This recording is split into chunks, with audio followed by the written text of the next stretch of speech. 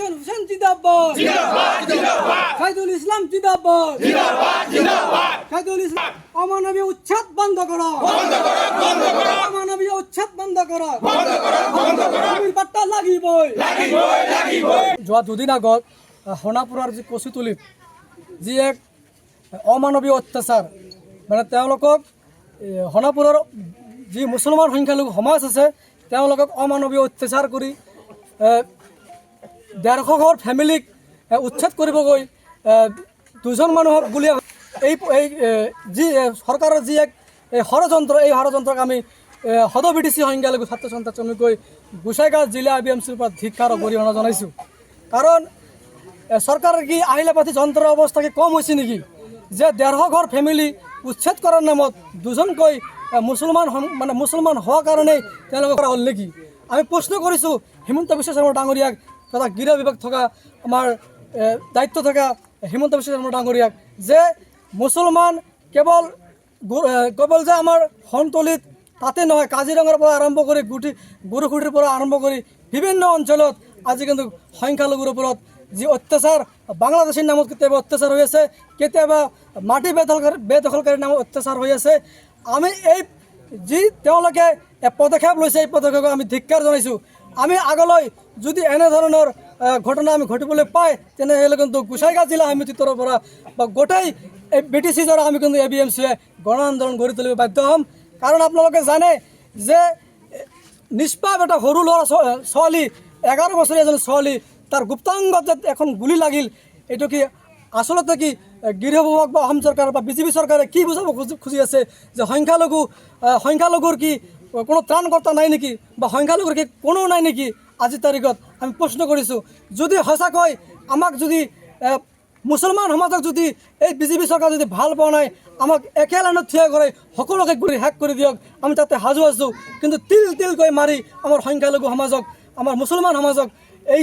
BJP চৰকাৰে কিন্তু নিঃশেষ কৰি আছে আৰু এই নিঃশেষৰ আমি কিন্তু জবাব দিবলৈ বাধ্য আমি কিন্তু সাজু হৈ আছোঁ অনাগত যি নিৰ্বাচন এই নিৰ্বাচনত কিন্তু সংখ্যালঘু সমাজে আপোনালোকক এই উফৰাই পেলাই এই অসমৰ পৰা বেলেগ এটা দেশত কিন্তু গতি কৰাই দিবলৈ কুণ্ঠাবোধ নকৰিব আৰু এটা আমাৰ বিশেষ এটা দাবী যে সোণাপুৰৰ এটা এনেকুৱা এটা স্থান য'ত নেকি প্ৰধানমন্ত্ৰী আৱাস যোজনাৰ ঘৰ নিৰ্মাণ কৰা হৈছে তাত প্ৰধানমন্ত্ৰী আৱাস যোজনাত যে ঘৰ তাত যদি বনোৱা হৈছিল তেনেহ'লে কোনটো কেটাগৰীত বনোৱা হৈছিল নিশ্চয় তাত voter ID card PAN card বা বিভিন্ন নথি পত্ৰ কিন্তু লৈছিল চৰকাৰে তাৰপিছতহে প্ৰধানমন্ত্ৰী আৱাস যোজনাৰ ঘৰটো পাইছিল তেতিয়াহ'লে নিজে লাত মাৰাৰ নিচিনা হৈছে চৰকাৰে ঘৰ দিছে আকৌ চৰকাৰে ভাঙি দিছে তাৰ মানে কি বুজাই আছে মুছলমান হোৱাৰ কাৰণে আজি তিলকৈ মুছলমানক অত্যাচাৰ কৰি আছে আমি দাবী জনাইছোঁ যদি এই যি উচ্ছেদিত পৰিয়ালক পুনৰ সংস্থাপন দিব লাগে আৰু যি হতা হৈছে তেওঁলোকক 20 লাখ টকাকৈ আমি আৰ্থিক দাবী জনাইছোঁ গভৰ্ণমেণ্টৰ পৰা আৰু যিসকল যোৱাকালি যিটো নিউজত চাইছোঁ তাতে RSSৰ কিছুমান পলিটিকেল বিষয়ববীয়া তাতে গৈছিল কিন্তু কিছুমান RSSৰ নেতা তাতে কিন্তু এই পলিটিকেল বিষয়ববীয়াক কিন্তু UDFৰ বিধায়ক কোনোবা এজন বিধায়ক গৈছিল তেখেতক কিন্তু বাধা আৰোপ কৰাইছিল আৰু আমি শুনামতে কিন্তু দেখিবলৈ পাইছোঁ যে RSSৰ কিছুমান দালালে সেইবিলাক কাম কৰি আছে আৰু RSSত জড়িত হৈ আছে এইটো একেবাৰে নুই কৰিব নোৱাৰি মুছলমান আজি হস্পিটেলত বিভিন্ন আঘাতপ্ৰাপ্ত হস্পিটেলত পৰি থাকিব লগা হৈছে তেওঁলোকক অনতিপলমে চিকিৎসাৰ এটা ব্যৱস্থা কৰিব লাগে নহ'লে কিন্তু ABMC তথা এই অসমৰ ৰাইজ জবাব দিবলৈ কিন্তু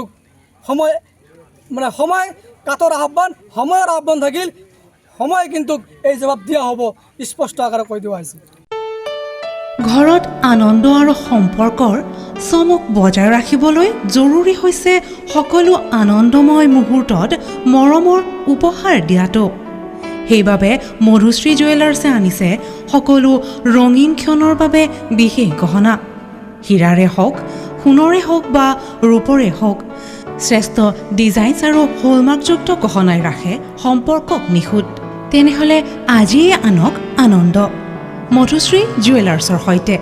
যোগাযোগ কৰক 7002800341 নাইবা ভিজিট কৰক LNB ৰোড নলবাৰী অসম